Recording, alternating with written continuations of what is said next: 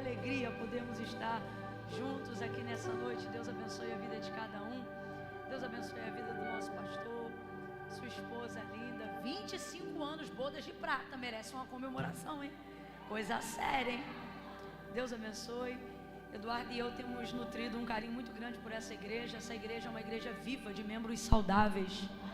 A gente percebe a manifestação viva do corpo de Cristo aqui na terra, através desse organismo vivo que é a IBTA. Deus abençoe. É um privilégio poder estar aqui numa segunda-feira.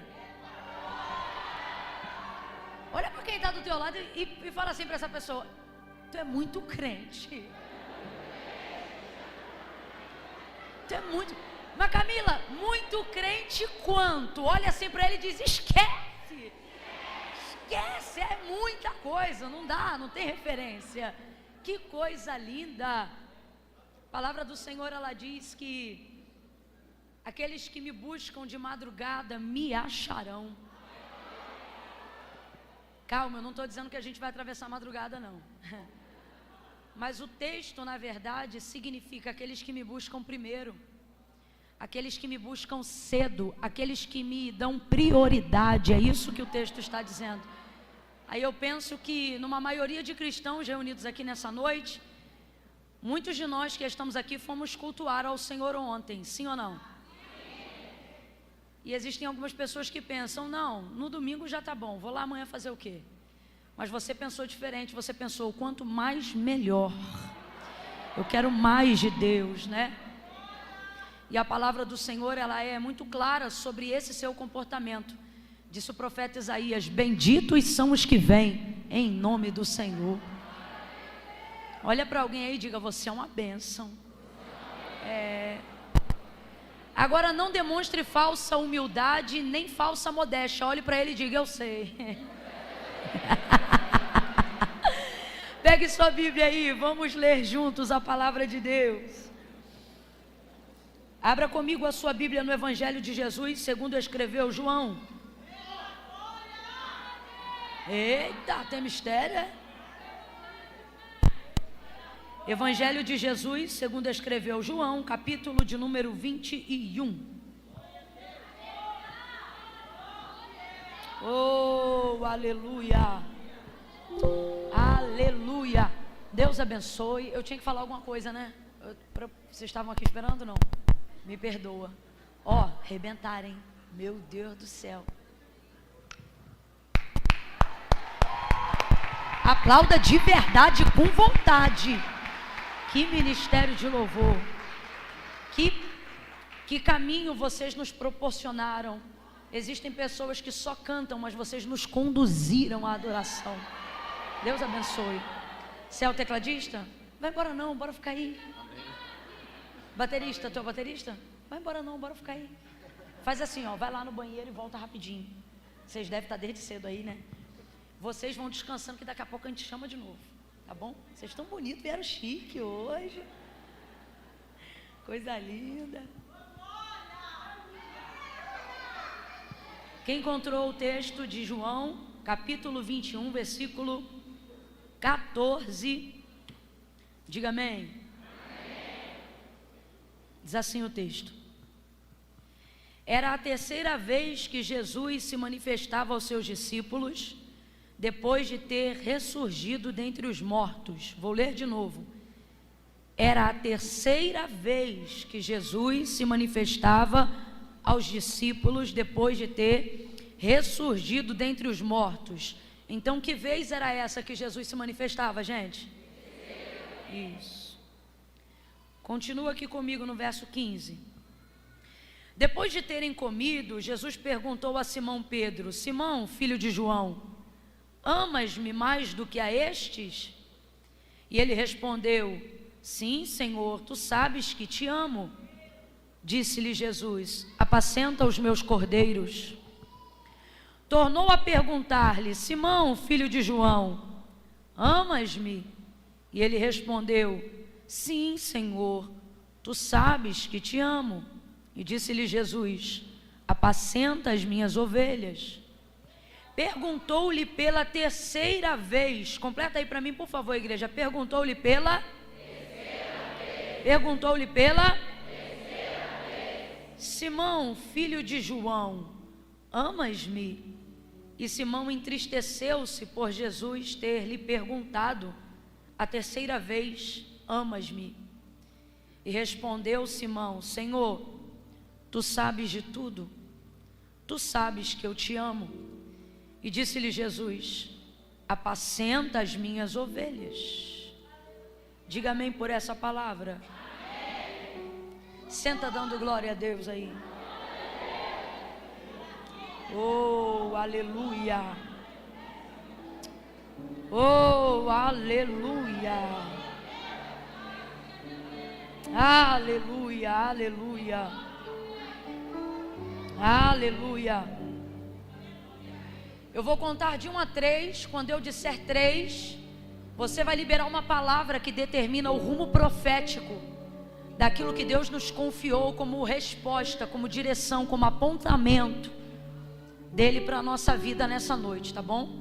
Quando eu disser 3, você vai olhar para quem está do seu lado e vai dizer assim para essa pessoa: quanto maior a intimidade, maior o confronto.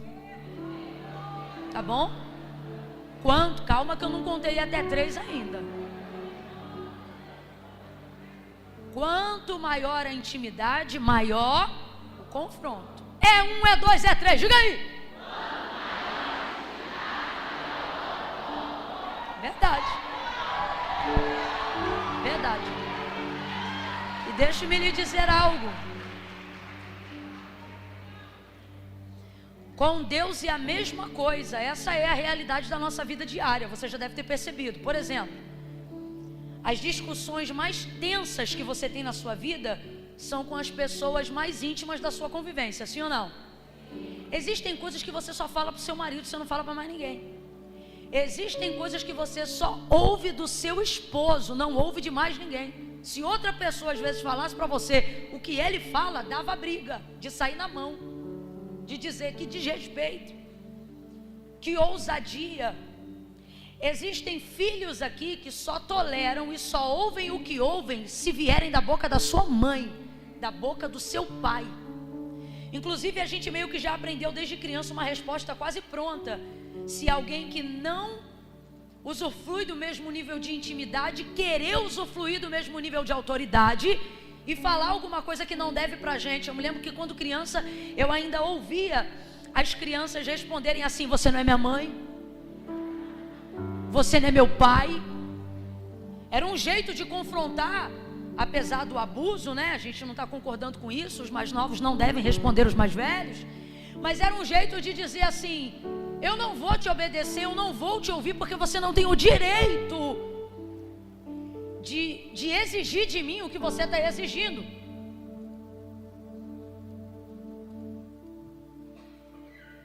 Então a intimidade, ela coloca a gente num padrão de proximidade muito grande com as pessoas. É por isso que nesses últimos dias você já deve ter percebido que as pessoas têm se agradado muito mais de viverem um relacionamento digital. Porque numa era digital, você não precisa me conhecer realmente. Eu vou mostrar para você o que eu quero que você veja. Então eu vou te educar a gostar de mim do jeito que eu quero que você goste de mim. E numa relação que está sendo construída, onde eu posso montar um personagem perfeito, uma pessoa perfeita, virtudes perfeitas, eu não desenvolvo em você a liberdade de me chamar a atenção, porque eu construo em você a ideia de que eu não tenho defeitos. Só que a verdade é que proximidade revela defeito. Completa aí para mim, por favor. Proximidade revela defeito. E intimidade manifesta ousadia de cobrança, de autoridade, de confronto.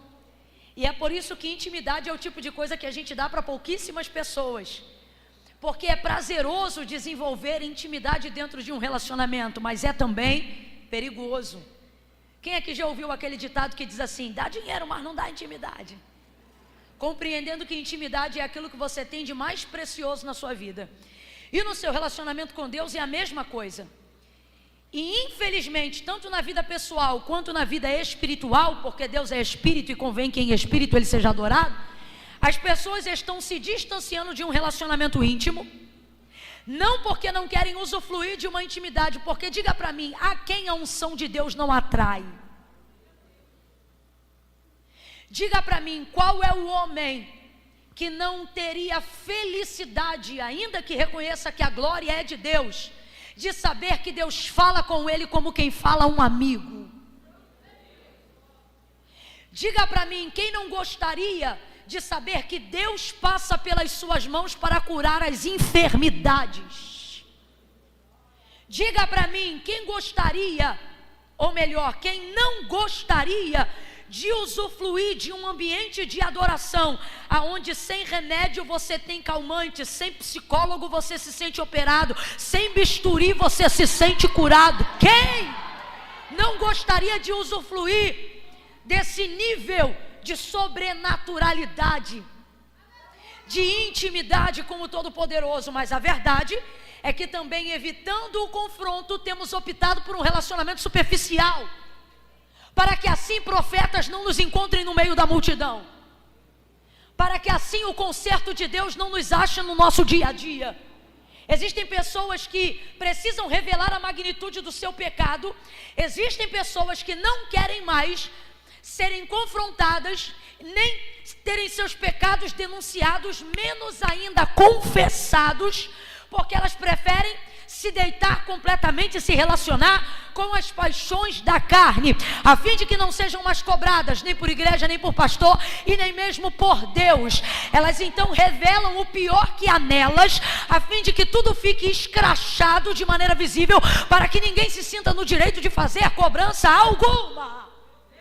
O problema é que com isso perde-se também um nível de intimidade, um nível de poder, um nível de autoridade, um nível de sobrenaturalidade, um nível de unção, de convivência, de alegria.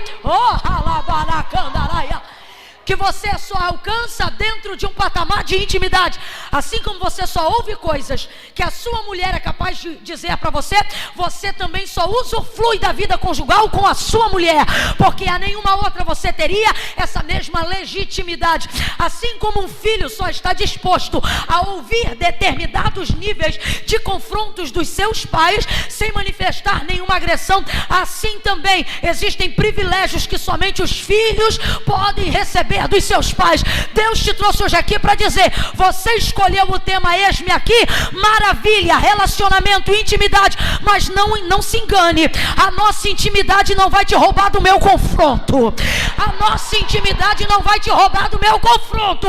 Quanto maior é a intimidade, maior é o confronto. E por que isso é necessário? E eu não estou aqui para exercer peninha de você.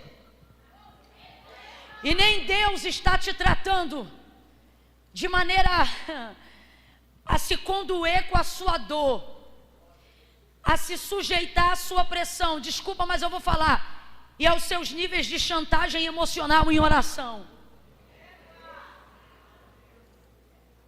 A palavra de Deus é muito clara. A quem muito é dado, muito será. Ao invés de reclamar da pressão, você deveria agradecer a proporção. A pressão é equivalente ao que Deus te entregou. Eu disse que a pressão é equivalente ao que Deus? A pressão é equivalente ao que Deus? Por isso Deus espera mais de você do que dos outros. Por isso Deus espera uma postura diferenciada de você, que às vezes não exige dos outros. Por isso que quando Deus te confia uma palavra profética, os covardes ficam sentados dizendo assim, ai que Deus levante outro, ai que Deus levante outro, ai que Deus levante outro. Os profetas se levantam e entregam. Você tem vivido um tempo de pressão, aonde Deus te entrega palavras e a sua carnalidade quer que você haja com covardia, dizendo que Deus levante outro, e você tem reclamado da unção, tem reclamado do peso ministerial, você tem reclamado do chamado, você reclama dos sonhos que Deus te dá, das batalhas espirituais que Ele te permite viver, você tem reclamado dos questionamentos e das angústias que o chamado te coloca, as bifurcações espirituais que a pressão de não ter coragem de tomar uma decisão sem o respaldo de Deus te coloca, porque irmão, a nossa angústia toda, ela está está baseada na certeza de que não guiamos nós a nós mesmos, mas que estamos sepultados para si próprios e vivos para Cristo. E isso cria em nós muita angústia na nossa vida diária. Por quê, Camila? Porque você não compra sem orar, não vende sem orar, não namora sem saber se é o que Deus quer, não noiva sem saber se é a vontade de Deus, não troca de igreja sem saber se Deus deu direção. E isso vai te colocando em pontos de pressão, porque se você fosse pipa voada, tu tomava a decisão que viesse na telha, mas não, tu não dá um passo sem que o Senhor te dê a direção. Isso te coloca em bifurcações espirituais, isso eleva o seu nível de pressão e de tensão emocional, espiritual e por que não dizer física. Existem pessoas que estão aqui que estão com auxílio de alguns medicamentos, porque o nível de visão e de proporção do seu chamado foi tão elevado que também comprometeu ou envolveu, é a palavra correta, envolveu o seu físico. E alguém começa a pensar, se é de Deus esse chamado, não era para essa pessoa estar tão abalada. Se é de Deus esse chamado, não era para as coisas estarem tão tensas, não era para ter choro de angústia, não era para ter aflição. Meu irmão, é justamente ao contrário. É por causa da proporção do chamado e da grandeza da visão que espírito, alma e corpo estão envolvidos. É a Deus não chamou a sua mente apenas, Deus não chamou seu coração apenas, e Deus não quer te usar como um peão apenas na sua casa. Deus está dizendo, eu estou alinhando toda a estrutura do seu ser, espírito, alma e corpo.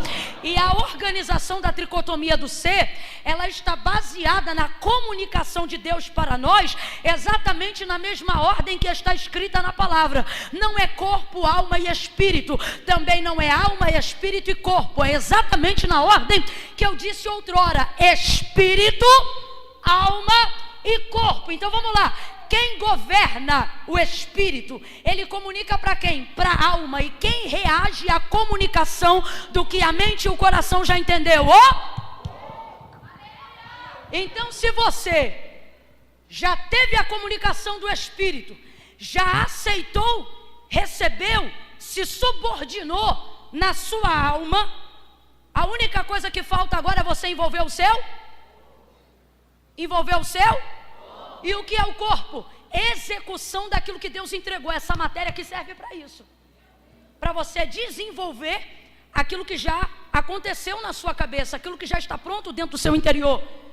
A maior parte das nossas angústias acontecem não porque não discernimos o comando do Espírito, não porque não temos certeza na nossa alma, porque temos, mas porque falta em nós ousadia para executar no corpo aquilo que Deus já entregou pelo Espírito e já convenceu a alma. Segundo ponto, se você crê no Deus que governa a sua vida, no Espírito que te chamou, se a sua alma já se convenceu dessa verdade e você coloca o seu espírito para conversar com a sua alma, como fez Davi. Por quê? Porque a alma não é, como é que eu vou dizer? A alma não trabalha sempre em concordância com o espírito. Ela não manifesta a vontade do espírito, ela manifesta a vontade das minhas emoções. Então, normalmente o espírito tem que converter, convencer, conversar com a alma. É por isso que Davi, ao orar, também salmodiava dizendo assim: por que te abates, ó minha alma? Por que te perturbas dentro de mim? Quem está conversando com a alma de Davi? O Espírito do Senhor que habita em Davi, a parte consciente, a parte que não fica em frangalhos emocionais, a parte que chega para governar e dizer: você sabe quem manda, você sabe que sua vida tem controle, você sabe que você tem um pai. A alma está doida para surtar, a alma está doida para... E o Espírito está dizendo: te controla, tu tem promessa, segura a tua onda, tu tem governo, tu está debaixo de uma palavra. A alma está doida para quebrar um prato, para dizer: eu vou surtar. E o Espírito está dizendo: não dá brecha para o diabo, segura firme, aguenta a ponta. Aí os nervos começam a entrar em frangalhos, porque duas partes indivisíveis. Eu disse duas partes o quê? Eu disse duas partes o quê? Indivisíveis. É uma mistura de eita com cima de eita. É uma mistura de Deus me livre com quem me dera junto.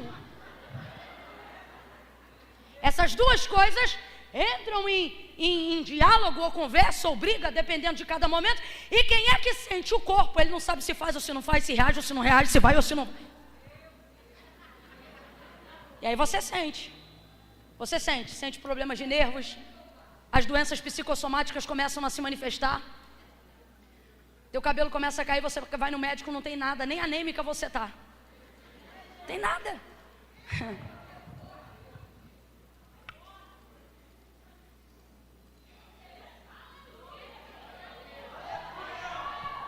E quem não entende a força de um chamado, entenda isso aqui, quem não entende a força de um chamado, vai sempre te confrontar com palavras confortáveis para te tirar desse ponto de pressão. Mas e se eu te disser que nessa noite Deus te trouxe aqui para dizer, eu não vou te tirar da pressão, porque é nessa pressão que eu vou te treinar, que eu vou te afiar. Ei. Meu Deus, eu estou sentindo uma unção poderosa de Deus aqui. Fica chateado comigo não, mas segura a mão de quem está do seu lado, por favor. Faça isso, coloque o seu corpo para obedecer um comando da palavra. Não, Camila, mas quem está falando é você. Mas não falo por mim, falo pelo Espírito. Crede em Deus e estareis seguros. Crede nos seus profetas e prosperareis.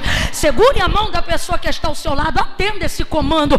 Faça seu corpo obedecer isso. Diga assim para esta pessoa: a pressão não vai diminuir, é você que vai crescer. Diga para ele: a pressão não vai diminuir, é você que vai amadurecer, é você que vai crescer, é você que vai desenvolver. Aleluia! Porque você foi chamado, você foi chamada, e Deus não vai abrir mão de você.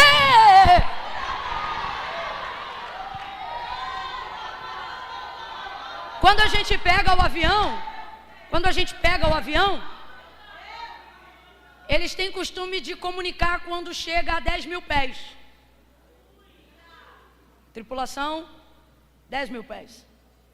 É um jeito de anunciar que a gente já vai entrar em voo de cruzeiro. Estabilidade. Então, qual é o maior momento que poca o ouvido, que dá aquela pressão, que quem tem alergia começa a ficar entupido de tudo que é lado? Enquanto ele está alcançando os 10.000 pés. Mas quando chega no voo de cruzeiro, a pressão já está estabilizada. Veja bem, não é que ela diminuiu, pelo contrário, quanto mais alto. Só que o corpo, as funções, a pressurização da cabine já se ambientou a realidade daquele voo. Só que até ele chegar a esses 10.000 pés, então eu vou perguntar: a pressão diminui? Pelo contrário, quanto mais alto, maior a. Então veja, a pressão não diminui, é a aeronave que já está pronta. É a pressurização da cabine que já está estável. Você entrou hoje aqui dizendo: Deus, me alivia. E Deus está dizendo: tu está quase pronta, tu acha que eu vou te aliviar agora? Você entrou hoje aqui dizendo: Deus, me dá um conforto. E Deus está dizendo: é ruim, a parte mais difícil já passou, você vai entrar em voo de cruzeiro já. Oh meu Deus! Só que eu venho da parte de Deus hoje aqui te explicar expressões, não para que você fuja dos confrontos, mas para que você aprenda a se comportar diante deles. Porque, irmão, ser provado no chamado não é fácil, mas fugir dele é muito pior. Veja a vida dos que fugiram, o quão frustrados eles são, o quão tristes eles são, o quão amargos eles são. Olha para quem está do teu lado e diga: só vai. Olha para ele e diga assim: porque eu nunca vi. Prega para ele e diz: porque eu nunca vi um voltar e ser feliz.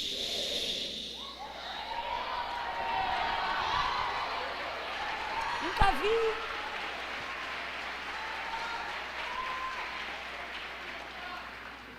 Nessa noite o Senhor falou comigo sobre Pedro, porque ele ele tem similaridades muito próximas às nossas, há uma identificação muito real com o chamado da vida real.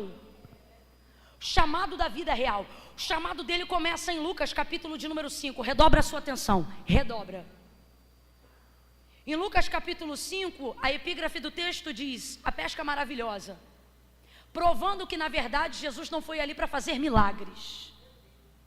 Aquela multidão que estava ali até viveu um grande milagre, porque o texto diz que Pedro já havia trabalhado durante toda a noite, não havia pescado nada, e ele era pescador. Completa aí para mim, ele era pescador. Só que se ele não pescasse nada naquele dia, a empresa dele não iria à falência, e nem ele ia passar fome por causa de um dia ruim de pesca.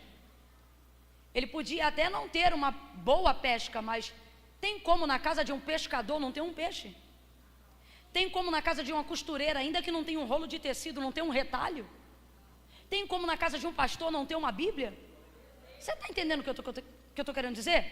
Tem como na casa de um carpinteiro não ter madeira? Pode não ter um carvalho, pode não ter um tronco para uma grama, mas tem como não ter resquícios daquilo que se trabalha? Não tem como. Então, se Pedro não pescasse nada naquele dia, ele não ia morrer por causa disso, a empresa não ia falir por causa disso, nem ele ia passar fome por causa disso. Tanto é que ele pode não estar realizado, mas ele está ali lavando as redes, compreendendo que no outro dia a vida continua. Só que nisto vem chegando Jesus à beira do lago de Genezaré, junto com ele uma multidão, pede o barco de Pedro emprestado, ele ministra aquela manhã, Pedro está lavando as redes e está ouvindo.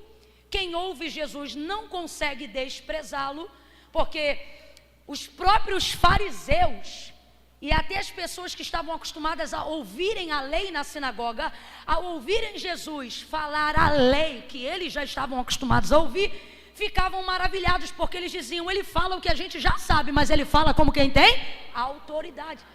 Ninguém consegue desprezar, você pode até odiar, mas ser indiferente a ele, nunca.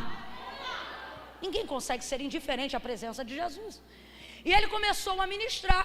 Pedro vai ouvir, gera expectativa em seu coração. Ele não sabe que Jesus é o Filho de Deus, ele acredita que está diante de um rabi, de um mestre da Galileia. E aí o texto diz que Jesus vai em direção a ele e diz assim: voltai ao mar alto e lançai as vossas redes para pescar. E Pedro vai responder: mestre, veja, olha como ele reconhece a autoridade. Ele não sabe que é o Filho de Deus, logo ele também não sabe que Jesus está ali para convocá-lo. Mas ele reconhece a autoridade nele, dizendo: mestre, rabi, havendo trabalhado toda a noite, nada apanhamos, mas sobre a tua palavra. Uma expectativa foi gerada no coração de Pedro enquanto Jesus ministrava aquela manhã, porque a Bíblia diz que a fé vem pelo ouvir e o ouvir da palavra de Deus. Como é que um homem que já havia desistido de pescar agora vai obedecer a alguém que ele acabou de conhecer? Então ele gerou expectativa e reconheceu a autoridade na palavra que Jesus acabara de ministrar naquela manhã. Aí ele volta sobre a palavra do Senhor. Quando ele lança a rede, uma quantidade de peixes tão grande, tão grande, tão grande, que o texto diz que o barco quase ia a pique. Quase, vem comigo e diga quase. Você está entendendo? Todo mundo que Deus chamou vai viver um quase. O barco quase ia a pique. Agora responda para mim com inteligência: o que vale mais, o barco ou a rede? Isso, tem gente na dúvida. Vamos de novo. O que vale mais, o barco ou a rede? Vamos então para outro nível. O que vale mais, o barco ou a rede cheia de peixes? Tem gente que dividiu.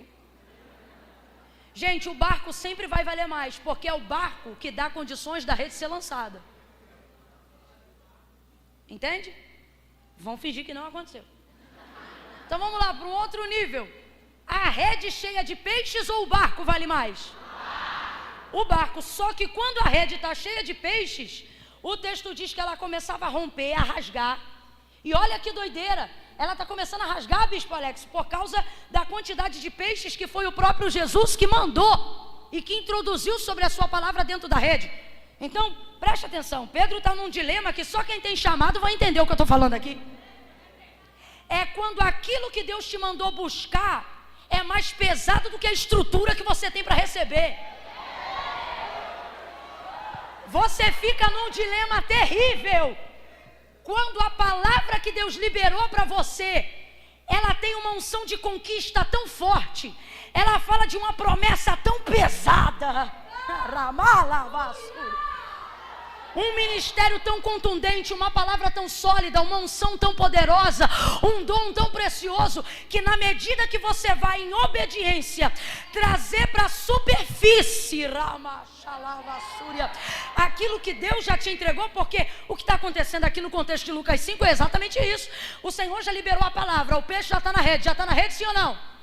Já está na rede sim ou não? Só que o desafio não foi o peixe entrar na rede, foi Pedro trazer o peixe para superfície, para o barco. É o que Deus está dizendo, o que eu tenho para você eu já te dei. A parte difícil não é crer no que eu te entreguei. A parte difícil não é receber o que eu te dei, é sustentar o que eu te entreguei, é trazer para a superfície o que eu te dei, é colocar isso num campo de tangibilidade, é colocar isso num campo de acesso concreto. O peixe já estava na rede. Só que a dificuldade aqui é puxar, é trazer para cima, é evidenciar. Eu disse o quê? Qual é a palavra? Quando Eliseu, sucessor de Elias, pediu virtude dobrada do espírito que repousava sobre Elias, Elias disse assim para ele: tu me pediu uma coisa muito difícil. O que ele está querendo dizer? O que tu me pediu não depende de mim. Então vai ser da seguinte forma: eu vou te dar um sinal. Se tu me vires quando eu for tomado de ti, assim será. Se tu não me vires, não será. Ele fica apavorado com a envergadura da visão, porque está acontecendo no campo físico uma manifestação que se iniciou no espiritual. Um redemoinho de vento vem para catar Elias. A visão é tão gloriosa que Eliseu começa a gritar: meu pai, a expressão de judeu quando acha que vai morrer. Ele está apavorado, mas está de pé. Está apavorado, mas está aguentando, porque a palavra era o quê? Se tu me vires quando for tirado de ti, assim será. Se tu não vires, não será. Assim é o chamado, assim é a visão que Deus confiou a você, seja como pastor, como pai, como mentor, como líder, como empresário, como mãe. O que Deus está dizendo é: você só vai receber o que aguentar ver. Você precisa sustentar a visão. Ele pensa que vai morrer, mas não cai arrebatado não. Ele pensa que vai morrer, mas não se entrega não. O joelho dele certamente vai bater um no outro, mas ele não se entrega não. Olha o grito dele: meu pai, carros de Israel e seus cavaleiros. Elias sobe e some. Aí o texto diz que o que cai, quem lembra o que cai? O que cai? Agora responda para mim: a unção estava na capa? Não, porque senão quando o Eliseu tivesse pedido: é o que você quer, toma aqui, leva a minha. Mas ele disse: tu me pediu uma coisa difícil. O que isso significa? Porque o que você me pediu não depende de? Porque o Espírito está sobre mim, mas ele não é? Então vai depender de quem julga saber se você está apto para receber o que você está me pedindo. Então eu vou perguntar de novo: a unção estava na capa? Mas a capa era a capa não trazia a unção, a virtude do poder que Eliseu pediu, mas ela era a evidência de que já estava sobre ele aquilo que ele pediu. Então preste atenção, volta para Pedro. Aquele peixe é a evidência do que Deus está fazendo naquele momento, do que Jesus fez naquele momento. E esse é o maior desafio da nossa vida. Não é crer que Deus faz, porque está na nossa mão, a gente sente, o coração queima. O convite vem, do nada a porta abre, as pessoas contam. Deus desenha o nosso chamado diante dos nossos olhos e você não diz que não. A questão é o seguinte: vai poupar a estrutura com medo de afundar e vai soltar a rede, ou vai sustentar? Meu Deus. Vê quem está do teu lado, dá uma olhada bem, deixa ele perceber que tu está medindo ele, deixa. Dá uma olhada assim e pergunta para ele: tu solta ou tu sustenta? Ajuda ele e diz assim: tu tem cara de que aguenta. Pega a mão direita, bota o mais alto que você puder, coloca a esquerda na mesma envergadura, vai.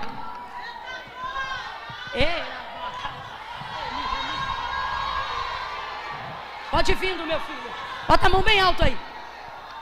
No 3, tu vai estender essa mão sobre o ombro de alguém. Mas não é de qualquer jeito não. Você vai deixar essa pessoa perceber que ela não veio para uma noite de entretenimento gospel.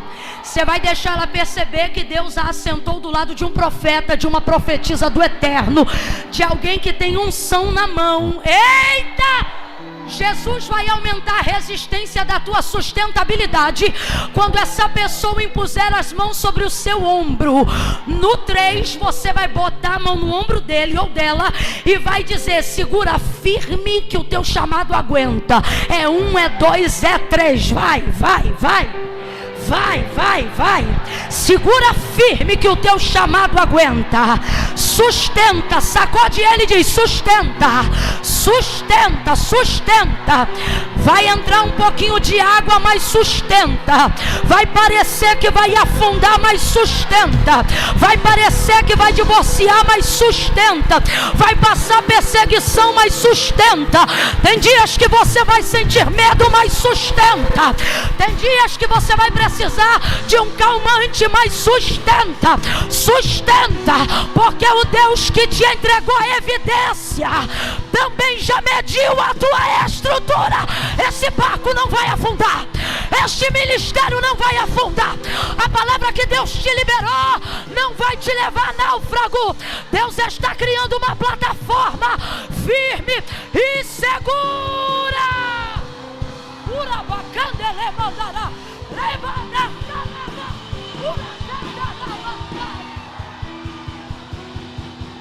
Sustenta, sustenta. O Senhor me trouxe aqui nessa noite para dizer: vai valer a pena, vai valer a pena.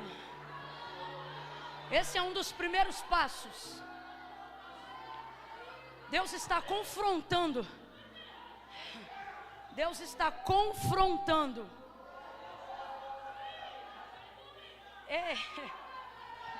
Você pensou que Deus ia chegar assim, ó. Você pensou que Deus ia chegar assim hoje, ó. E Deus está chegando assim. Bora!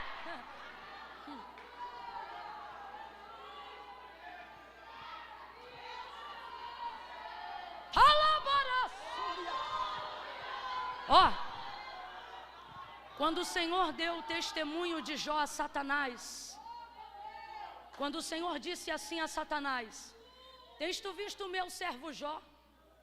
Não há nesta terra homem. Grava isso. Quando o Senhor deu o testemunho de Jó a Satanás, ele disse assim: não há nesta terra homem.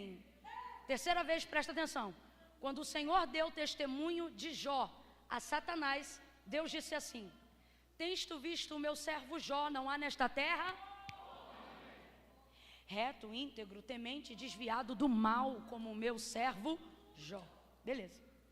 Ah, mas tu também serve a ele de balde? Deixa eu tocar no que ele tem para o Senhor ver quem ele é. Ok, toca no que ele tem. Porque ninguém diz para Deus quem a gente é. Ninguém diz para Deus quem a gente é. Deixa eu tocar no que ele tem para tu ver quem ele é. Toca. Mas esse toca não é toca para eu ver, toca para você ver, porque eu já sei quem ele é. Tem vezes que Deus permite uma ardente prova, não é para ele ver, é para que os outros vejam o que ele já viu em você. Então sustenta o testemunho que Deus quer dar de você. Aí veja, aí Jó, meu Deus, gente, a Bíblia diz que homem como provado como Jó, antes dele igual não houve e depois dele igual não haverá. Foi tanta prova que tem gente que nem acredita. Há uma corrente teológica que nem acredita que Jó foi de fato um homem, mas acredita que o livro tem todo um contexto poético, porque não baseado na crença de que ninguém aguenta ser tão provado como foi Jó. Então é como se fosse a tipologia de um homem ideal. Eu prefiro crer como está escrito, que houve um homem na terra de Uz, que foi de confiança, íntegro, sincero, reto, desviado do mal e temente.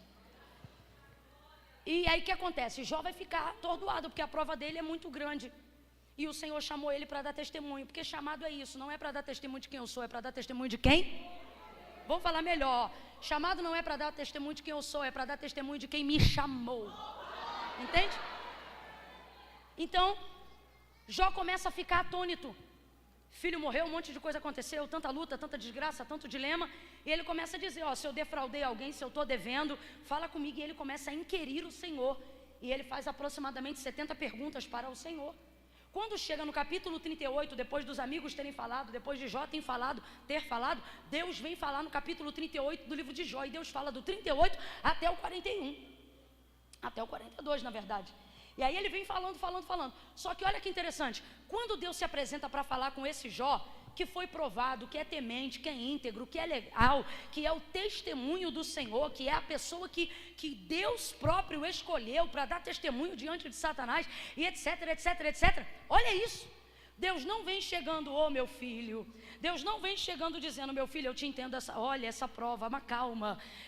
Não, olha como é que Deus chega. Falou todo mundo. Quando Deus vem falar, você pensa que Deus vai chegar e vai afagar ele, vai cuidar dele, vai consolar ele. Aí Deus chega e diz assim, cinge os teus lombos como homem,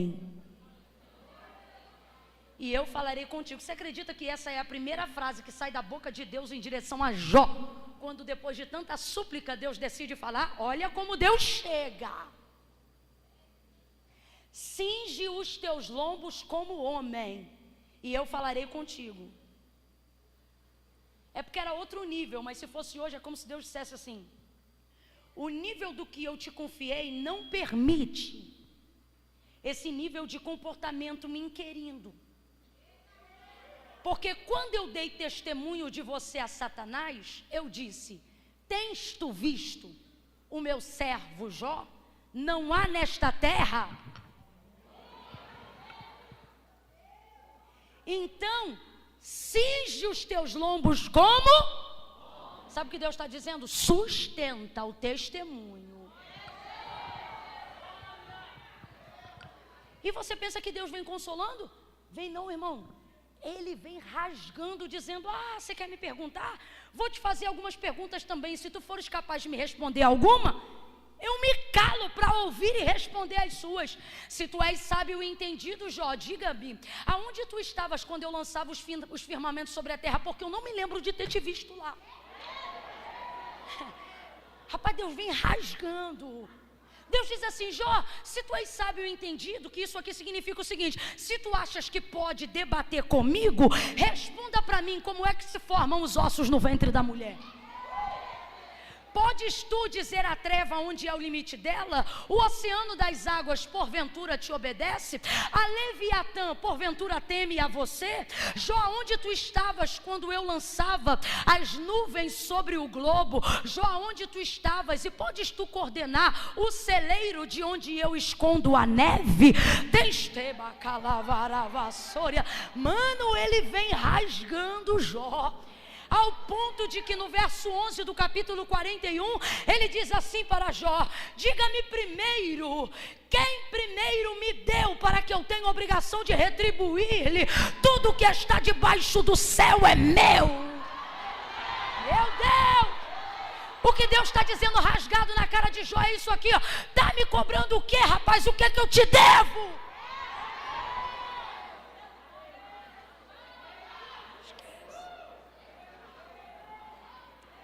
Cobrando o quê?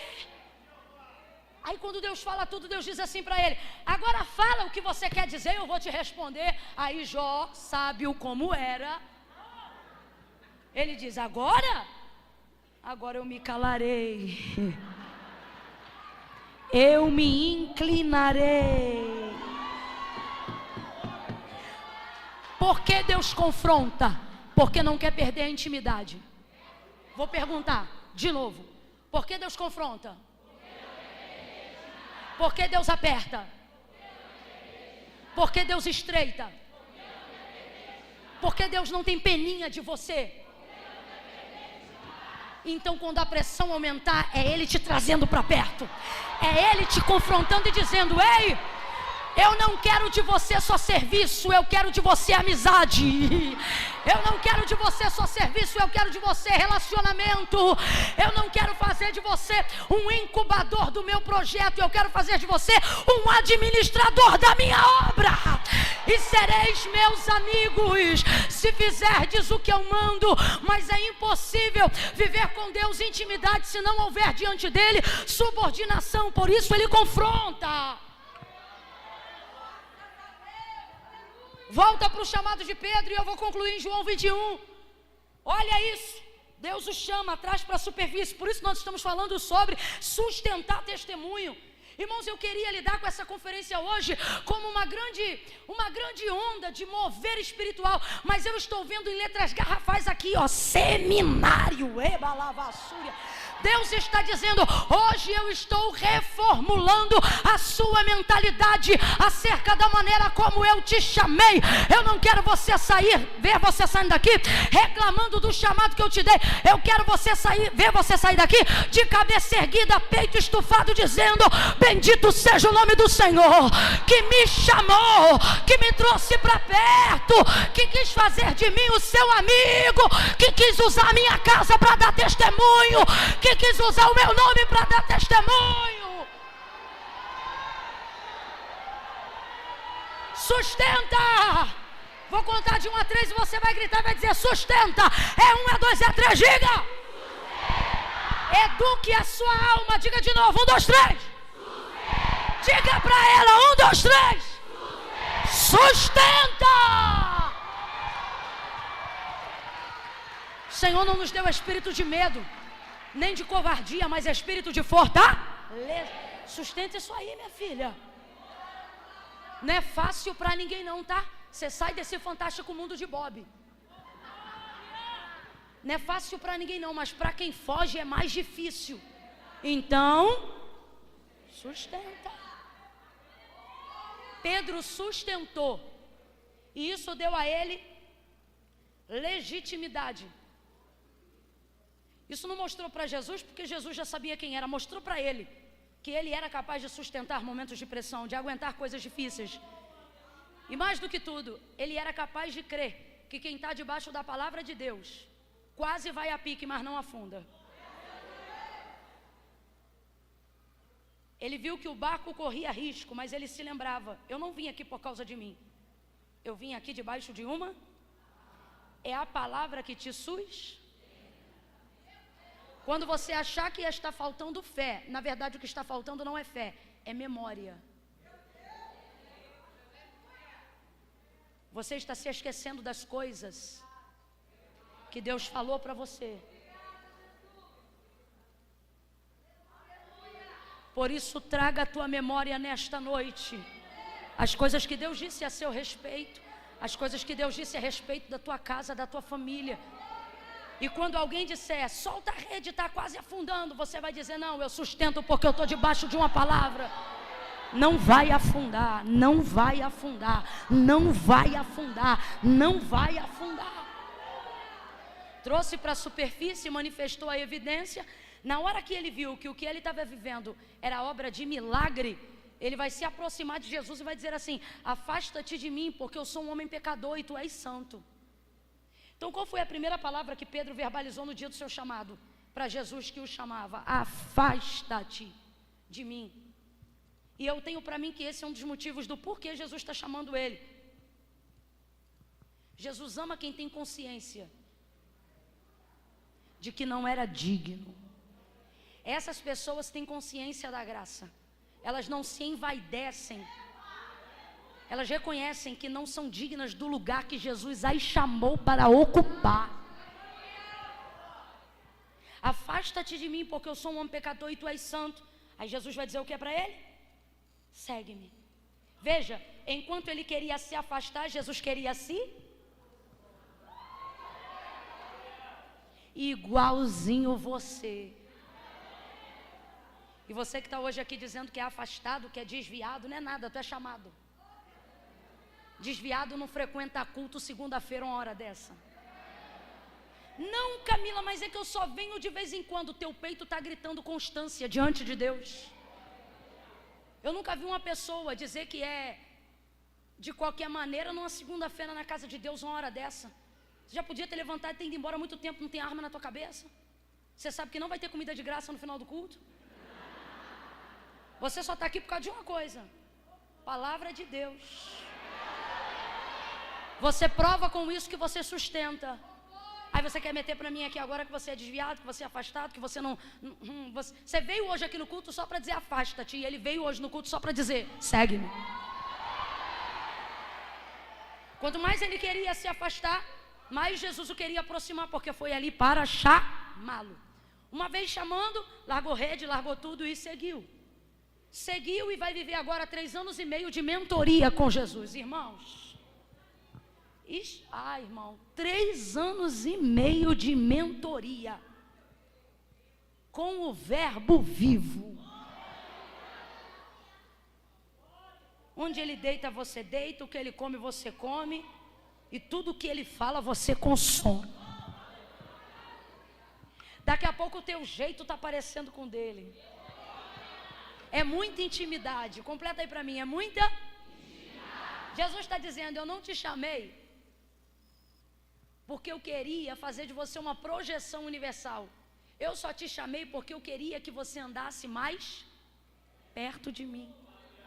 Você tem que entender que a força e a motivação do chamado é isso. Não é sobre ter foto em cartaz, não é sobre expulsar demônio.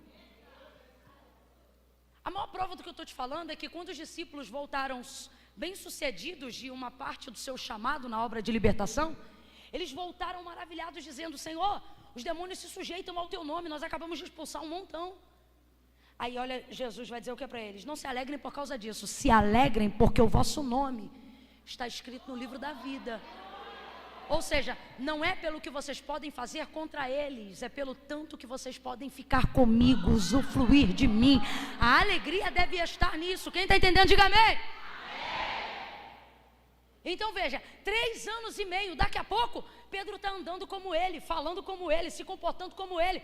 Porque intimidade e proximidade não revela só defeito, ela também desenvolve ambiente de hábitos semelhantes. Quando você ouve muito alguém, ou anda muito com alguém, ou fica muito com essa pessoa, você acaba pegando os trejeitos dessa pessoa, os bordões dessa pessoa, a maneira dessa pessoa, sim ou não? É natural da convivência. Só que Jesus vai dar uma despertada em Pedro na celebração da última ceia, porque ele será capturado e será levado ao Calvário. Então ele vai dar para ele uma palavra de ordem, vai dizer: olha, Simão, Simão, Satanás te pediu para peneirar como trigo, mas eu roguei ao Pai por ti, para que não desfaleças a tua fé. Então quando tu te converteres, fortalece os teus irmãos. Veja, não é porque foi chamado que já está convertido. A arrogância de quem esquece que não é digno do chamado faz essa pessoa pensar que ela já está totalmente pronta. O que mais derruba as pessoas que Deus chamou, o que mais derruba as pessoas que um dia disseram eis-me aqui, é a arrogância de acharem que já estão prontas só porque foram escolhidas. Pedro acabou de cear. E Jesus está dizendo para ele: Satanás está te cirandando como trigo, mas eu roguei ao Pai por ti. Olha o que Jesus está dizendo. Jesus está dizendo: eu intercedi por você, para que o inimigo não te toque, porque você não está pronto. É isso que ele está dizendo. Ele te pediu como trigo, você não está pronto, é trigo novo. Mas eu roguei ao Pai por ti, para que você não seja provado agora. Por quê? Porque ele não está pronto para ser provado, para que não desfaleças a tua fé. Agora é aqui que pega. Então, quando tu te converteres, gente, está na cara, não estou inventando não. Então, quando tu te converteres, aí eu te pergunto, Pedro já estava convertido? Mas já tinha sido chamado? Mas já estava convertido? Mas já tinha sido chamado? Mas já estava convertido? Já era escolhido, sim ou não? Mas já estava pronto? Mas já era escolhido? Mas já estava pronto? Não são dogmas, não são ritos, mas é um coração contrito e quebrantado, um espírito voluntário Presta atenção que eu não vim pregar heresia. Eu não estou dizendo que você não tem que estar atrelado ao corpo de Cristo. Membro fora do corpo morre, apodrece.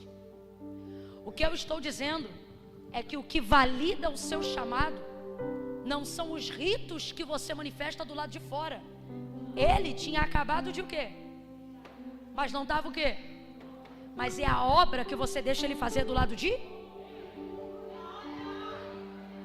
Agora veja como Jesus é tão generoso, que ele entende que a obra do lado de dentro pode não estar pronta, mas você já está apto para começar a desenvolver o chamado, desde que você aceite que a obra comece. Ele não espera você terminar o seminário para poder manifestar uma unção sobre a sua vida. Ele não espera você ter 10 anos de igreja para te habilitar para algo que ele te escolheu fazer. Estou falando verdade ou mentira? Não, muitas vezes ainda andando, cambaleando, ele já começa a te moldar, ele já começa a queimar teu coração e a dizer para que te chamou. Sim ou não? Sim ou não? Sim. Então quando tu te converteres, fortalece teus irmãos. Mas há aqui uma palavra de esperança também. Olha o que ele está dizendo. Agora você não está convertido, mas quando ficar, vai ficar tão bom que vai ter fé para fortalecer os outros, vai ter fé para convencer os outros. Resumindo a história, que eu estou falando aqui do chamado de Pedro, nós vamos terminar no capítulo 21. No dia que Jesus é crucificado, vai se cumprir o despertamento que Jesus deu para ele e não ouviu. Olha aqui para mim. O confronto não é porque você peca. Ele também vem porque você peca. Mas o confronto antes de vir, depois que você pecou, é sobretudo para que você não peque. O confronto da ceia foi: Pedro, Satanás está te cirandando. O que isso significa? Vigia, fica ligado. Eu roguei ao Pai por você para você ter livramento. Então presta atenção. Quando tu te converteres, o que eu estou dizendo? Eu estou vendo que você não é convertido, mas você vai se converter. Vai dar tudo certo, mas fica ligado. Olha como o abençoado responde: estou pronto.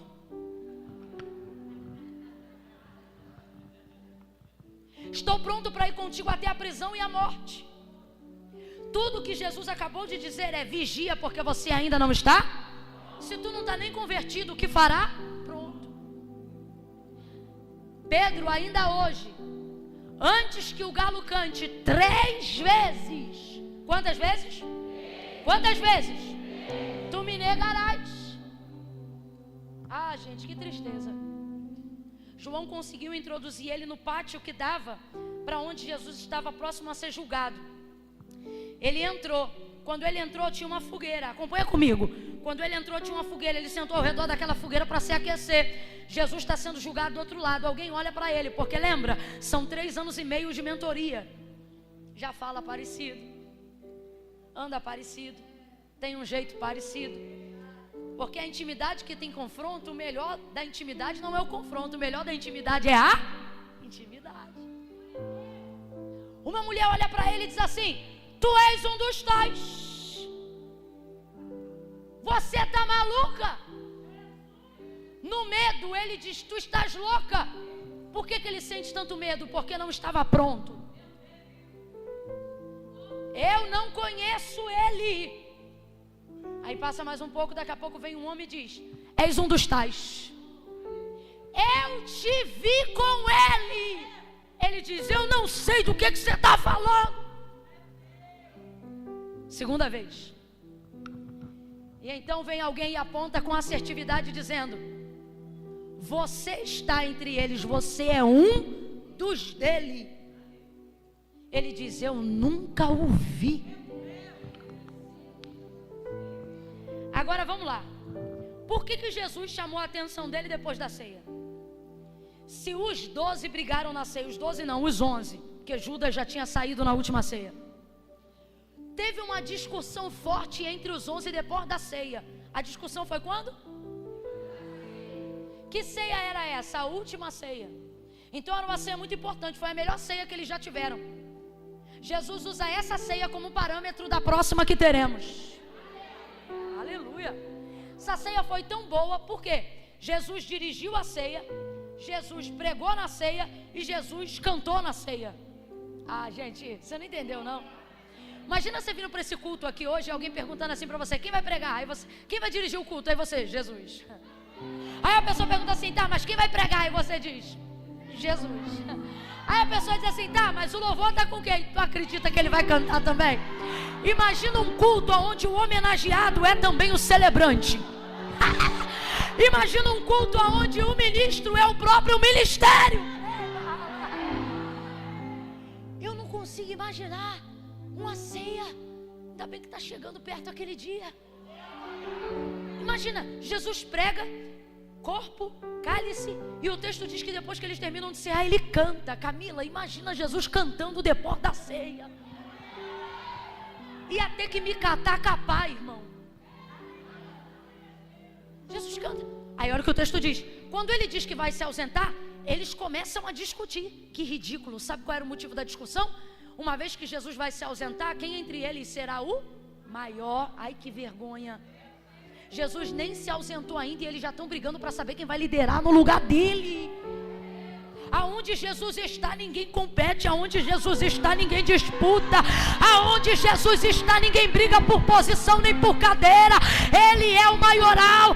Aonde Jesus está, nós devemos nos comportar como João Batista: que eu diminua, que eu diminua, que eu diminua, que ele cresça, que eu desapareça, que ele apareça. Mas aí, quando Jesus chama a atenção de Pedro, você entende o porquê dessa discussão. É porque estão tudo ceando, mas ainda não são. Tu que briga antes do culto acabar, tu já é crente, mas ainda não é convertido. Tem gente aqui que vai chegar em casa hoje, quando vê a louça já começa a gritar. O marido pergunta: tu veio do culto? Tu veio da onde? A pessoa não entende. Ó, aí Jesus vai dizer assim: no meu reino, o maior é o que serve. Jesus está dizendo: não há problemas em querer ser grande no meu reino. O problema é a motivação pela qual você quer ser. No meu reino você pode ser grande, mas a única maneira de chegar a esse lugar é servindo o menor. Veja isso. Os 11 discutiram. Olha o que o texto diz: e por causa disto houve forte discussão entre eles. Alguém ficou vermelho, a veia do pescoço de alguém se levantou. Ó, depois da ceia, que bate-boca, hein? Aí Jesus chega, acaba com a discussão, mas só chama a atenção de um. Quem?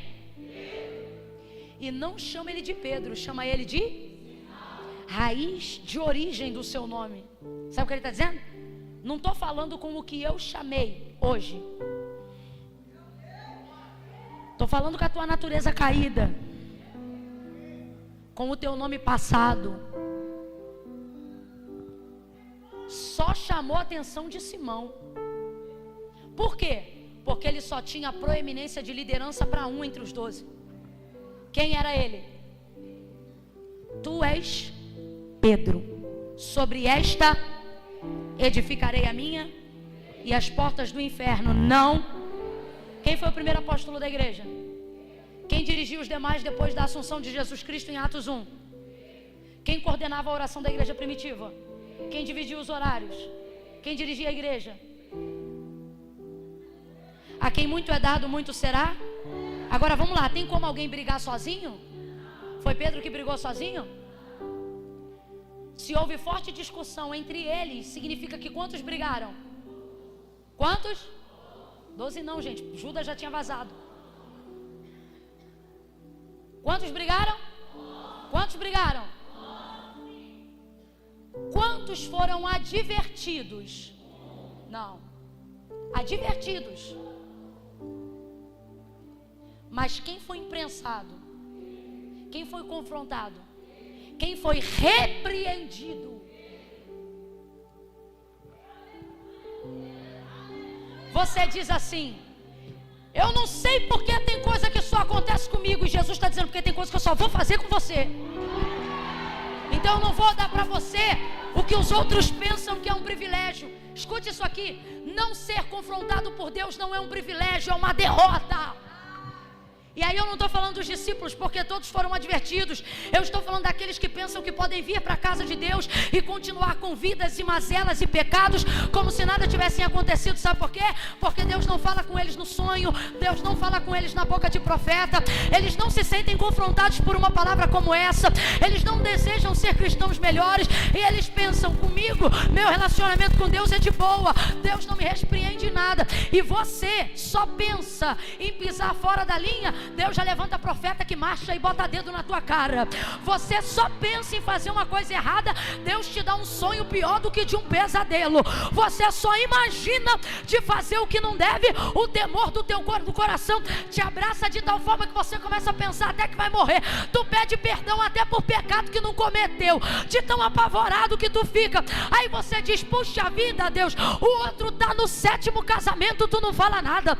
O outro já trocou de igreja 400 vezes, é o 4º ministério que ele abre, e eu aqui, Senhor, te servindo em fidelidade, e é só lapada, pega de um lado, pega do outro, vai para cima, vai para baixo. Senhor, tu me ameaça até com leito, dizendo que até em leito tu vai me colocar se eu não fizer a tua obra, e o outro lado tu não fala nada. Jesus está dizendo, está reclamando de quê? Com ele eu já não falo há muito tempo, mas com você eu ainda falo, e nisto está a glória do teu chamado, nisto está a glória do teu chamado. Pega na mão de quem está do teu lado, segura aí, segure a mão de quem está do seu lado, segure a mão de quem está do seu lado, aperta a mão dessa pessoa e diz: ele te estreita, te aperta, repreende, castiga, disciplina, porque ele tem intimidade, ele te ama, ele te ama. Isso não é ódio, isso é amor. Isso não é ódio, isso é zelo. Isso não é ódio, é ciúme do Espírito Santo. O teu chamado está na mão dele. Então agradece a pressão, agradece as aflições, agradece as angústias e sofre o bom combate como um combatente de Cristo.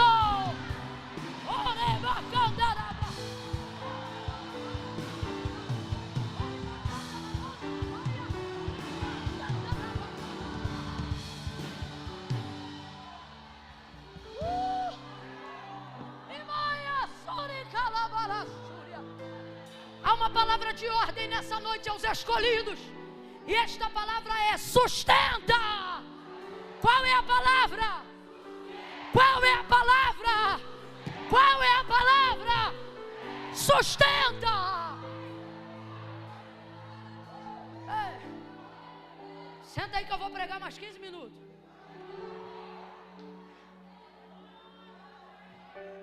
Sustenta.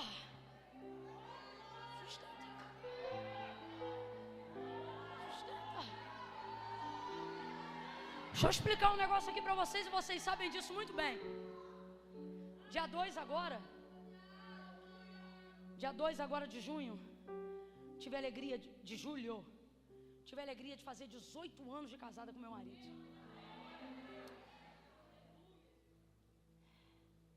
Quando é que ele vai estar aqui, pastor?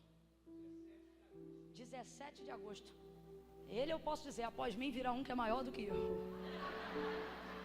Quem esteve aqui no Ouça, que nós ministramos aqui? Aquele dia Eduardo pregou tanto, que aconteceu uma coisa que nunca aconteceu em todos esses anos. O pessoal me via ali, sabendo que eu ia ter que vir depois dele.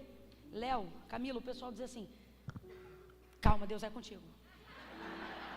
O pessoal, eu tenho um amigo que ele botou a mão no meu e falou assim: amiga, fica tranquila que eu estou orando por você, Deus vai te usar também. Daqui a pouco veio o terceiro, estou falando sério. Veio o terceiro e falou assim: calma, Deus é contigo. De tanto que ele pregou, foi um absurdo. Tá maluco, o que foi aquilo?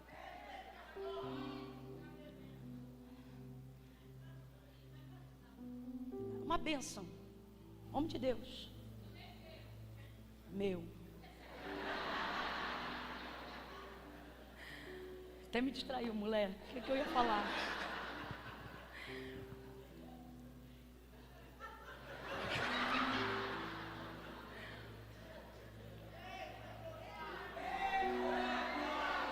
Que poder que um homem tem sobre uma mulher, né, pastor? Enfim, ele vai estar aqui dia 17. Fiz 18 anos de casada com ele. Estou tentando lembrar, calma aí. Era uma coisa que tinha a ver com o que eu estou pregando.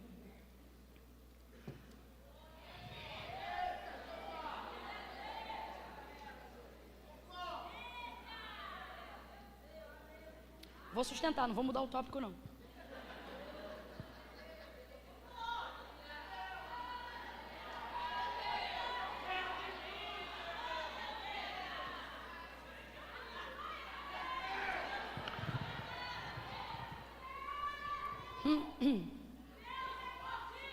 Amém. Lembrei. 18 anos de casada com ele. Quando foi ontem, hoje ele fez um post falando sobre a maturidade dos 18 anos, né? Que no casamento não define os 18, mas que ele almejava fazer 18 porque ele tinha a lembrança da autonomia, porque desejava tirar a carteira de habilitação, e aqui no Brasil a gente só pode tirar a carteira, ainda é assim? Com 18 anos. E isso fala sobre a nossa autonomia, legitimidade para poder fazer algo que só o tempo vai te habilitar a fazer. No chamado, irmãos, você não pode desprezar o fator tempo. Existem coisas que só o tempo é capaz de maturar a legitimidade de uma autoridade que Deus já te deu. Por exemplo, Jesus disse assim aos seus: ficai em Jerusalém até que do alto seja revestido de poder. Isso ia levar tempo. Agora veja, Jesus já havia delegado poder e autoridade sobre eles, muito antes da descida do Espírito Santo, mas isso ainda era uma palavra e não uma evidência real, que só seria legitimada com a descida do Espírito Santo. Jesus havia dito para eles: vocês entrarão em lares, casas, aldeias, cidades, pisarão serpentes e escorpiões. Se vocês declararem a paz se estabelecerá sobre aquele lugar, e vocês também terão autoridade de removerem a paz daquele lugar, se vocês não forem bem recebidos. Vocês comerão coisas mortíferas, e essas coisas não lhes farão dano algum. Aí ele diz assim: porque eu vos dou poder. Mas eles saíram dali na hora e começaram a praticar aquilo que Jesus havia liberado? Não, porque havia uma ressalva. A evidência da execução, do cumprimento desta palavra ia levar um pouco de... E esse tempo seria determinado pela descida do Espírito Santo. Ficai em Jerusalém até que do alto seja revestido de... Aí ele diz: e só então ser-me-eis testemunha, Judeia, Samaria e até os confins da terra. Tem gente que está aqui angustiado porque ainda não está vivendo a materialização e a evidência do seu chamado. E Deus te trouxe hoje aqui para dizer: o eis-me aqui vem antes da materialização. Você diz eis-me aqui, e a materialização vai levar um tempo de maturação para você desenvolver isso. Então, não fique ansioso, só siga, só vá. Veja, 3 anos e meio de mentoria, andando com ele, comendo com ele, ouvindo diretamente dele, mas negou ele. Quantas vezes? Isso é grave. Eu disse que isso é? Não vem para cá querer trazer teologia para mim, de que o que Pedro fez não foi tão grave quanto o que Judas fez. Não é comparando pecado que você vive transformação, é se arrependendo. Não é olhando o tamanho do pecado do outro para tentar medir o tamanho do seu, é olhando para o seu. É uma conversa fiada de gente que não consegue progredir no chamado, porque preste atenção, o pecado ele até te afasta de Deus, mas o que te mantém distante é a hipocrisia, de tentar diminuir o que você tem consciência que você fez. E o que eu acho lindo, e por isso Pedro foi o escolhido para que o Espírito Santo ministrasse ao nosso coração essa palavra, por isso ele foi o escolhido para essa noite, porque ele não diminui aquilo que ele fez, ele entende a gravidade do que ele fez. Depois de ter negado Jesus 3 vezes, parece cena de filme. O texto diz que Jesus vai saindo, quando o galo canta, ele negou a terceira vez. Aí antes do galo cantar, ele negou a terceira vez. Aí o galo canta. Aí vem Jesus passando. O texto diz que o olhar de Jesus foi por cima do ombro e bateu de frente com o olhar de Pedro. A primeira pessoa que Pedro viu depois de negar Jesus foi Jesus. O texto diz que diante desse cenário, ele saiu dali e foi chorar amargamente. Completa para mim, por favor, igreja. Ele foi chorar? Ele foi chorar? Você precisa sentir quando você não tem atitudes à altura do teu chamado. Ah, mas o outro não faz metade do que eu faço. Isso não é sobre o outro. Eu vou te falar a verdade. O pecado de Pedro não foi tão distante do pecado de Judas. Mas a maneira como eles se comportaram colocou um em cada polo do outro. Então não é sobre aquilo que eu ou o outro comete, mas é sobre a maneira que nós nos comportamos diante daquilo que nós cometemos. Não é sobre pecadinho, não é sobre pecadão. Você quer ver uma coisa que me aborrece na internet? É quando alguém manifesta a evidência de algum pecado, ou alguém está apontando às vezes até um crime, e aí embaixo nos comentários a pessoa vem: pior é fazer tal coisa, pior é fazer coisa e tal, pior é pastor que faz isso, pior é crente que faz aquilo. Isso não é uma disputa sobre quem faz mais desgraça. Isso é uma régua sobre quem quer se consertar. E eu não consigo me consertar diminuindo o que eu fiz diante da grandeza de erros que os outros cometeram. Quem peca não se justifica, confessa. Foi isso que Pedro fez e eu acho isso tremendo. Ele não se justifica, ele confessa, mas olha o contexto. E agora eu encerro no 21. Ele ficou mal, muito mal. Só que ele já tinha sido chamado e ele já era escolhido, e a unção da proeminência já estava sobre ele. Olha isso. Quando você é chamado, mas fica fora do teu chamado, tu continua sendo influente. O problema é que tu leva as pessoas ao erro. Ele está na beira da praia, voltou para aquele lugar onde Jesus chamou ele, e eles estão meio que entediados. Aí ele diz assim: eu vou pescar. Aí os outros dizem: vamos contigo também. Olha o poder da influência. Se ele dissesse: vou para a sinagoga, os outros diriam: vou contigo também. Se ele dissesse: vou orar, os outros diziam: vou contigo também. Você está entendendo por que Deus te cobra de um jeito diferente que não cobra os outros? Porque lá na tua casa, se tu disser assim: vou dormir até meio-dia, eles dizem: vou dormir também.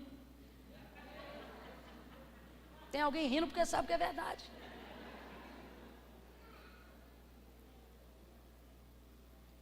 Deus está dizendo para você: é por isso que eu não te permito alguns luxos. Não é porque você não merece, não é porque eu não te amo, é porque eu sei o tanto que você influencia. Você quer ver uma coisa que te aborrece? O tal do todo mundo pode menos eu. E não é nada às vezes ligado nem a pecado nem a moralidade, ok? Simplesmente está ligado à influência. Uma peça de roupa boba, que é só uma peça de roupa no corpo de outra pessoa, mas se for no teu corpo, você diz: Jesus, tem nada a ver, minha denominação permite, minha igreja permite, dogma religioso da minha instituição permite, e ele diz: todo mundo permite, menos uma pessoa. Eu não permito. Isso aí é intimidade, é ou não é? É intimidade, é você e Deus. Mas é por quê? Dependendo do raio de envergadura da tua influência. Olha que doideira. Pedro está dizendo: vou pescar. Eles dizem: vou também. Qualquer outra coisa que ele dissesse: se eu for, os outros diriam: também vamos contigo. É por isso que Deus aperta. Aí se liga. Jesus morreu, e eu fecho a Bíblia aqui. Pedro negou e não teve oportunidade de pedir perdão. Mas ele ainda está em processo de arrependimento. Jesus ressuscita dentre os mortos no terceiro dia. Pior do que pecar contra Jesus, sem ter podido pedir perdão, é saber que quem eu devia voltou dos mortos.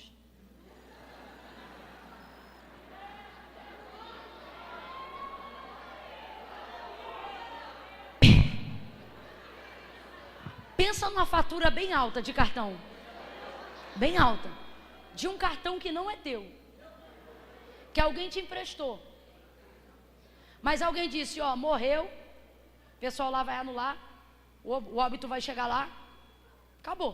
Um exemplo louco. Você diz, puxa vida, que feio, mas eu também não tinha dinheiro para pagar. Aí você pensa assim, não tinha dinheiro para pagar, puxa vida.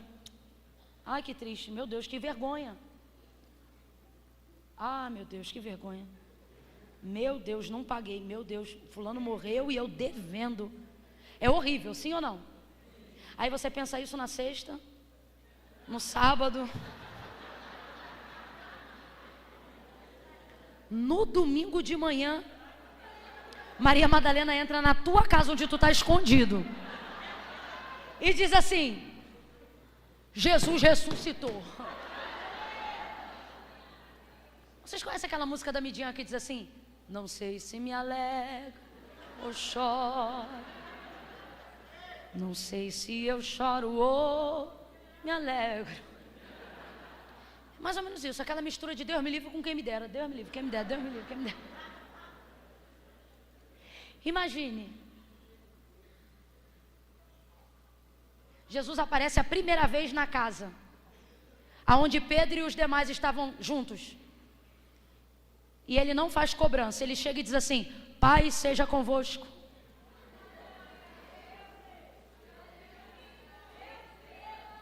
Vem comigo, eu estou encerrando, eu prometo que eu estou mesmo, eu também não aguento mais, espera aí. Ele entra dentro da casa, Pai seja convosco. Cobrador, uma das funções do cobrador é não te dar, não te dá paz. Jesus chega na casa onde eles estão, pastora, e diz, paz seja convosco. E a paz de Jesus foi ele mesmo que disse, não é uma paz como a de vocês. Ele diz, a minha paz não é como a paz que o mundo dá. A minha paz excede todo entendimento. O que Jesus está dizendo? Minha paz não tem lógica. Tipo, tu está devendo e está em paz. É lógica. Paz seja convosco. Maravilha, trouxe paz. Jesus tocou no assunto? E ele tocou? Lógico que não. Simão. Segunda vez ele aparece na casa de novo, por causa da incredulidade de Tomé que não estava lá da primeira. Volta ele naquela casa. Segunda vez ele chega e diz, paz seja convosco. Todo mundo, paz. Shalom. Jesus comentou alguma coisa? E Pedro comentou? Ninguém falou? Se eu sou Pedro, eu penso, não vou comentar. Esqueceu. Vai ver que a morte no processo da ressurreição reciclou. Acabou. Ele não comentou, eu não comentei. Está tudo em? A gente mexe em coisa que está em? Mexe? Fala a verdade, mexe? É ruim, o outro faz de som, se você faz egípcio e diz, vambora. É ou não é? É ou não é? Mas com quem tem intimidade não passa nada. Quando a tua mulher diz assim pra você, não, tá tudo bem, tranquilo. Do nada, pode passar um dia, 2, 3, 4, ela diz assim, engraçado.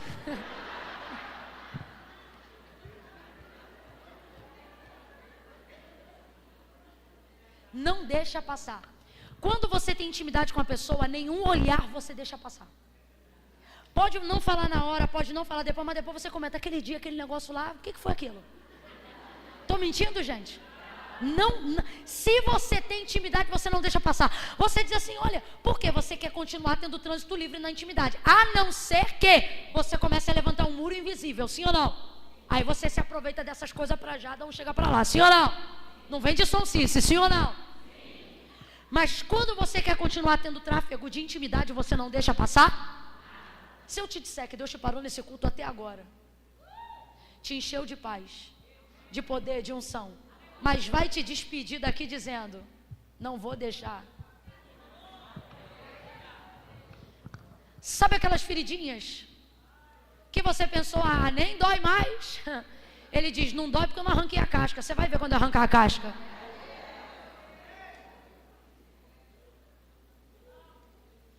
Ele está dizendo para alguém aqui, a fim de preservar não o nosso relacionamento, mas o nosso nível de intimidade, eu não vou deixar passar nada. Agora, bispo, olha que coisa tremenda. Não falou a primeira vez, não falou a segunda vez. Aonde Pedro estava na terceira vez? Lá, no mesmo cenário. Não era a mesma praia, mas era o mesmo cenário. Barco, rede e os outros. Jesus passa na beira daquela praia e diz assim: filhos. Jesus, quando é bom, mas quando ele quer confrontar, ele é melhor ainda.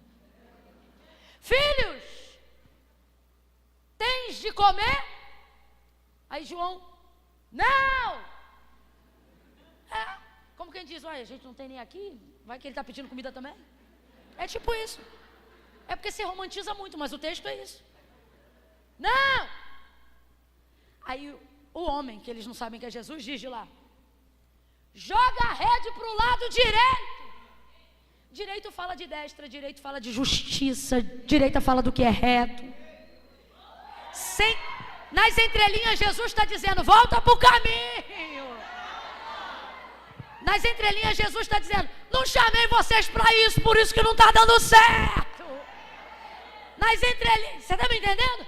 Joga para o lado direito. Direita. E direita. E direita. Direita. Aí eles pegam a rede, jogam para o lado direito. Parece um déjà vu. Tranco no barco. Deu um tranco, porque não era uma multidão como antes, mas eram 153 grandes peixes. Tranco no barco, puxa. Quando puxa, olha o déjà vu de João. Pedro, é o Senhor, Pedro. Pedro é o Senhor. Pedro, a crise da culpa. Se vê, quando o pastor te encontra na rua. A crise. A crise de Pedro. Caiu, rapaz, ele deu um mergulhão na água. Tchubum. Me ajuda aí, que agora senão vai descer muito seco. Se jogou dentro da água. Bota assim um...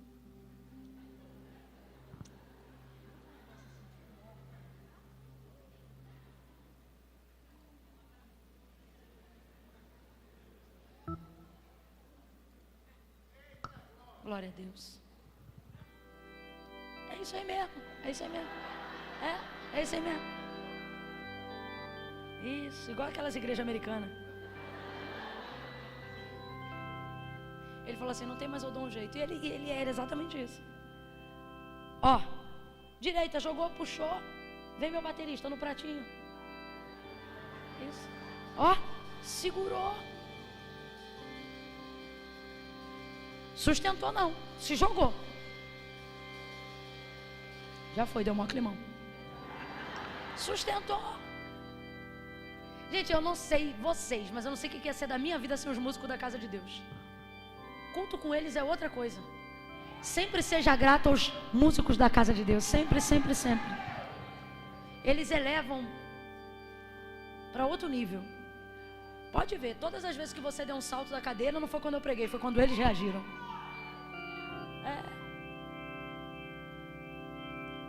Aí veja, se jogou na água, tomou um susto. Os discípulos, João e os demais, vão levando o barco com a rede e os peixes para a margem. Hein, Pedro? Rapaz, quando você está fora da posição, tudo fica mais difícil. Até a fuga. Volta nadando de braço, para na margem da praia, bota a roupinha. Quando eles chegam na margem da praia, do lago, Camila, mas é praia ou é lago? É lago, mas em Israel esse lago é muito grande. Cada banda dele a gente chama de praia, mas acredite, é lago. É porque é muito grande e abastece toda Israel. É lindo, Deus te dê a graça de um dia poder ir em Israel. E aí, quando para lá, vai acontecer igualzinho está escrito no Inário da Harpa Cristã da Assembleia de Deus. Tem no fogo peixe e pão, E Jesus que os convida. E aos Blay. Vem cear, o mestre chama. Vem cear. Mesmo hoje tu te moles saciar. Poucos pães multiplicou, mas em vinho transformou. Em faminto a Jesus vem cear. Tem brasa, tem peixe, tem pão e tem Jesus ao redor daquela fogueira. Aí olha o que o texto diz, isso é muito sério, olha o que o texto diz. E era esta, João faz questão de escrever, e era esta, quem lembra? Não falou na primeira, não falou na segunda, mas ao redor de uma fogueira, onde Pedro negou Jesus. Agora vem ele para tratar do assunto em que vez? Ao redor de uma. Ai, ai, ai, ai, ai. Tem como ser mais intencional do que isso? Tem não? Na verdade, para Jesus tem. Ele deixa para tratar na terceira vez, ao redor de uma fogueira, e ele pergunta quantas vezes? Deus não vai deixar você esquecer do que Ele quer te lembrar. Existem coisas que você fez lá atrás e você quer botar no bojo do Pai. Perdoados estão os meus pecados. E Jesus está dizendo: você não é todo mundo, tem coisa que não vai passar, nós vamos tratar. Agora eu te pergunto, Jesus já perdoou Pedro, sim ou não? Jesus está magoado com Pedro? Ofendido com Pedro? Ressentido com Pedro? Então Jesus não vai confrontar Pedro por causa dele, de Jesus. Jesus vai confrontar Pedro por causa de quem? Porque senão isso vai ser um problema no ministério dele. Isso vai ser um problema na chamada dele. Isso vai ser um problema na... Entenda, as coisas que Jesus está desentulhando, confrontando, te inquietando, te inquirindo, te incomodando, não é porque elas são um problema para Ele, é porque Ele sabe que se Ele não confrontar, elas serão um problema para você, elas serão um problema para o exercício do teu ministério. Por isso Ele vai ser intencional. Na terceira vez, ao redor de uma fogueira, Ele pergunta 3 vezes: Pedro, tu me amas? Senhor, eu te amo. Segunda: Pedro, tu me amas? Senhor, eu te amo. Estou parafraseando, porque a variação do grego muda, mas o ponto principal que eu quero atingir é este aqui. Pedro, tu me amas? Você leu comigo. Ele não ficou triste pelo que Jesus perguntava, ele ficou triste porque Jesus fez a mesma pergunta ele entendeu na hora. Isso aqui não é uma pergunta aleatória, ele está sendo intencional. Eu vim como profeta de Deus aqui nesta noite, de dizer que nesses 5 meses que faltam para terminar o nosso ano, Jesus será intencional em todos esses meses, porque as coisas que carregamos e que atrapalharam a nossa vida e ministério até hoje, não vão atravessar 2023 com a gente, elas serão resolvidas. Seja profeta para alguém aí agora e diga para esta pessoa: este ano, tá fraco, seja profeta, diga: este ano Jesus vai tratar tudo. Ele não vai deixar passar nada, não vai passar nada, não vai passar. Ele faz a ferida, mas ele também liga. Ele mata, mas ele também faz viver. Ele abate, mas ele também exalta. Ele está dizendo: eu vou confrontar, mas também vou te consolar. Eu vou denunciar, mas também vou te sustentar. Eu vou te ajudar a confessar esse pecado, mas também vou caminhar contigo no processo de restauração dele. Não vai passar nada. Fala para os 3 aí, anuncia, diga: não vai passar nada. Esse ano não passa nada. Passou 2021, passou 2022, passou, mas de 2023, assim diz o Senhor, este ano não vai passar nada.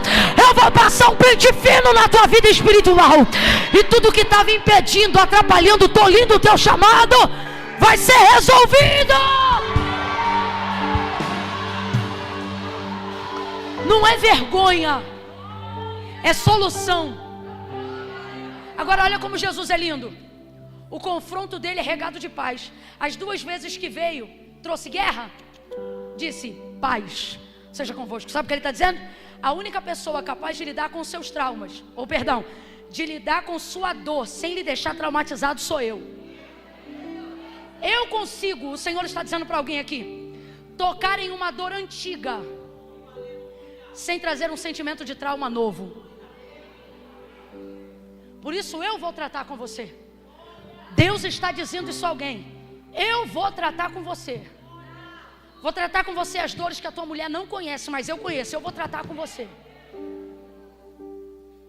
E se eu te levar a um nível de exposição, saiba, a exposição é momentânea, meu perdão é permanente.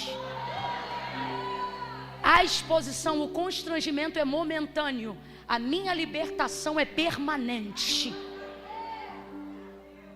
Quando ele ouviu Jesus perguntar a terceira vez, tu me amas? Ele sabia porque estava perguntando, aí ele respondeu diferente. Tu sabes. A amargura voltou toda. Tem coisa que você pensa que está resolvido só porque não toca mais no assunto, mas é tocar no assunto que você vai ver que não está resolvido.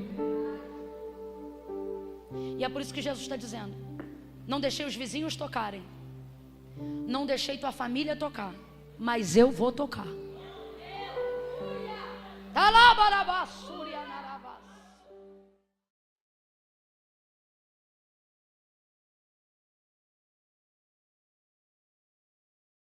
Sabe, Senhor, que eu te amo. Eu acho lindo, isso aqui a gente tem que aprender com Pedro. Olha isso, tu sabes, Senhor, tu sabes tudo. O que é isso, tu sabes tudo? Tu sabes que eu te neguei, tu estava lá, tu me viu. Eu me lembro, tu te lembra, eu me arrependo, tá doendo. Eu não confessei, tá aqui a chance. E etc, etc, etc. Essa é a parte do tu sabes tudo, ok? Mas tem a parte do tu sabes tudo. Tu sabes que eu te amo. Sabe o que ele está dizendo?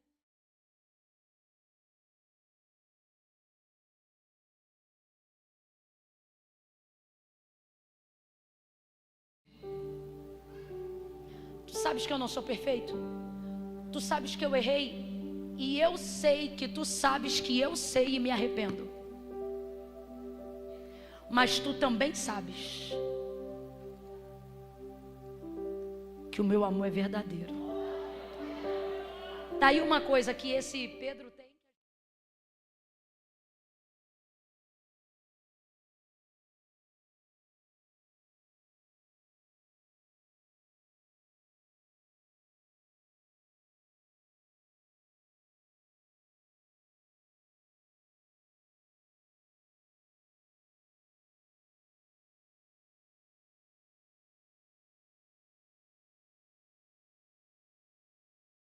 Para mim, como foi que Pedro morreu?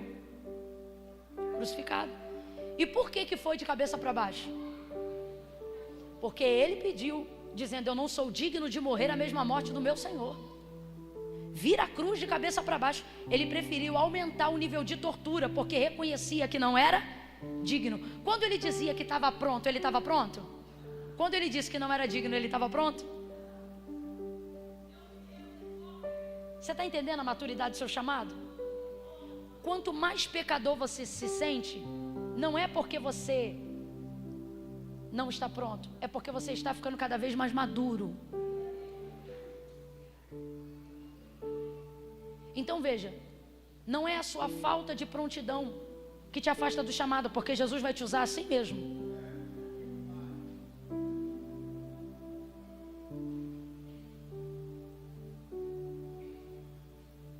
É a falta de humildade, de entender que a gente não tem que ser perfeito, a gente só tem que ser sincero. Sabe qual é o problema? Você quer unção igual.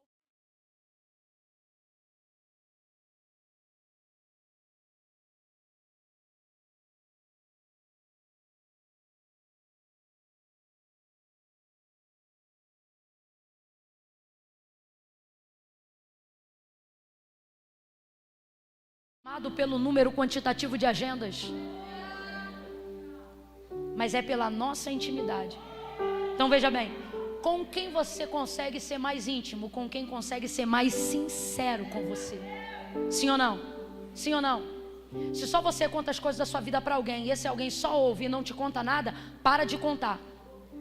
Confiança é via de mão dupla. Só você conta, ele não conta nada, então meu filho, segura a tua onda. Se tu conta um podre seu e ele não conta 2, não conta mais nenhum teu. Não conta. Sinceridade, intimidade. Jesus não disse para ele, vai ficar no banco 1 ano. Jesus o promoveu. Aí isso buga. Aí o Espírito Santo falou para mim algo que é difícil de falar na igreja, mas eu vou ter que falar. O Senhor disse assim para mim: conjunto de regras, normas é importante. Disciplina, repreensão.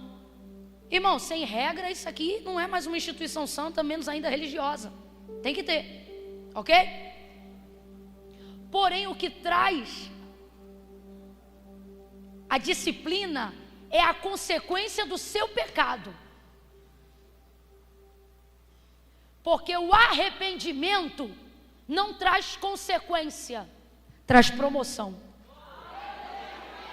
Acredite nisso. Como Jesus está trabalhando com a motivação, porque diferente de nós, Ele conhece o coração das pessoas. Quando Pedro admitiu o que fez, mas manifesta o seu arrependimento, Jesus não diz para ele, 3 anos fora do corpo de Cristo. Jesus não diz para ele, não vai mais ser o apóstolo da igreja, porque tinha que dar o exemplo e foi o primeiro a negar. Não, olha o que Jesus diz: apacenta as minhas ovelhas. Isso é promoção, sim ou não? Sim ou não?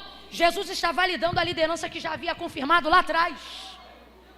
Ele está dizendo, eu entrego para você, é na tua mão que eu vou dar, é com você que eu estou contando. Isso é promoção. Jesus está dizendo, ei, o pecado vai sim trazer consequências, as decisões erradas vão sim trazer consequências, mas o seu arrependimento vai te levar a lugares mais altos. O seu arrependimento vai te fazer sublimar todas as consequências que você teve que viver em razão do que fez. Então olha para quem está do teu lado e diga assim, se Jesus tratar, vai ter consequência. Mas se você se arrepender, vai ter promoção. Pega a mão dele, pega a mão dela, profetiza aí, entrega essa palavra. Diga assim, ainda este ano,